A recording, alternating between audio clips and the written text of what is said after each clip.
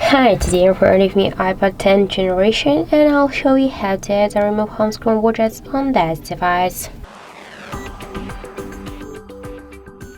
So just to add the widget, we should first hold for a while our device screen, and after that on the left upper corner we'll see here this plus icon. Just we should here click on this plus, and after that here we can see all of the available applications which widgets we can add. Here is the suggestions. Also, for example, we can add the battery, widgets, the calendar. Here we can see 1, 2, 3, 6 types of different widgets in calendar app. For example, let's use this one. Just click here, add the widget, and now we can see that the widgets are added successfully. If you wanna just move widget here on the screen, we should just hold it and then drag it by this way. We also can move widgets between the screens. Here we can see 5 of different types of the widgets with the maps, the clock, also the calendar, the notes, the weather.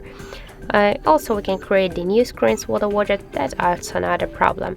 If you want to add here one more, that's just you should make it by the same way. Just click to this plus icon. For example, let's use the maps or the weather. Here we can see the speak widget. By the same way, click here to add it, and that's it.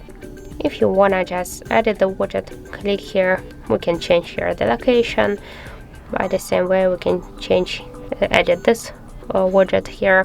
Just to remove them, you should just hold it and then click it to remove widget. Confirm the new action by click again to remove, or just to hold it or hold your device screen and then click here to this minus icon and then just tap here to done. So that's it. Thank you for watching, and if you find this video helpful, don't forget to leave a like, comment and to subscribe our channel.